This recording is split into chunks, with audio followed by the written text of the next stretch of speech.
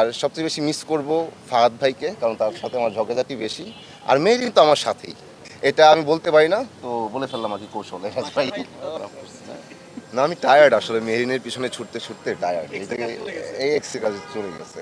যাই হোক, সে পাশে থাকলেও ভালো হইতো, তবে রাজ ভাই অভিজ্ঞতার কথা বলতে গেলে দিয়ে শুরু করবো।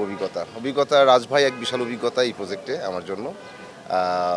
শুরুতে যখন আমরা গল্প নিয়ে ভাই গল্পটা বলছিলেন, তারপর যখন গল্পটা শুনছিলাম, আমার খুব লোভ হচ্ছিল যে আমি যদি এই গল্পটাই থাকতে পারতাম। এটা পূর্বে বললাম, এখনও বলছি।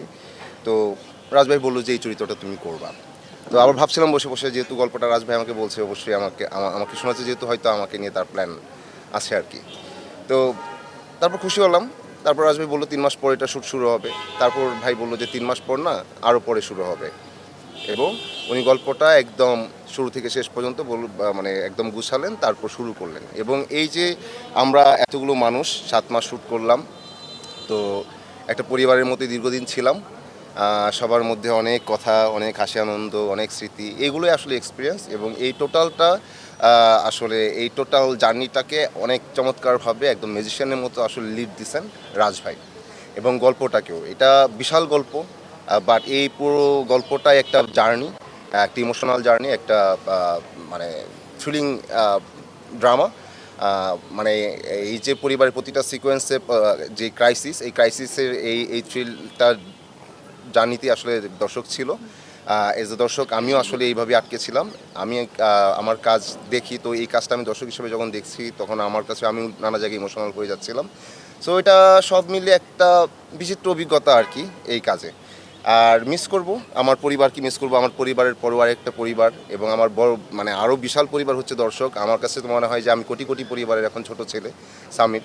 তো আমার নাম অনেকে জানে না, বাট সামিরটা জানে এই কাজের মধ্য দিয়ে, এটা বিশাল প্রাপ্তি। এবং এই যে ভাই আমাকে সব পরিবারের ছোট ছেলে বানিয়ে দিচ্ছেন, এটার জন্য তো আসলে এটা একটা বিশাল প্রাপ্তি, এবং আমি লাকি।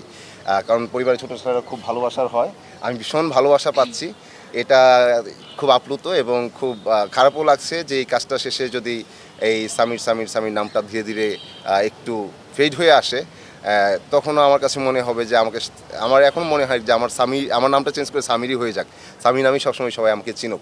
এবং এই কাজটা আমার মনে হয় যে অনেক প্রজন্মের কাছে পৌঁছে গেছে, বাসার বাচ্চারা থেকে শুরু করে বাবা মা ভাই বোন আমাদের এজের যারা আছে, এবং আমার যারা আছেন বাবা মায়ের বয়সের, সবাই দেখেন। সো সবার কাছে আমরা পৌঁছে গেছি।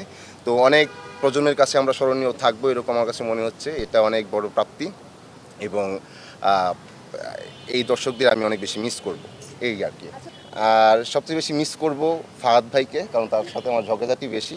আর মেহেরিন তো আমার সাথেই, এটা আমি বলতে পারি না, তো বলে ফেললাম আর কি কৌশলে রাজ ভাই। এবং এই রাজ ভাইয়ের লিডারশিপে আসলে আমি মুগ্ধ।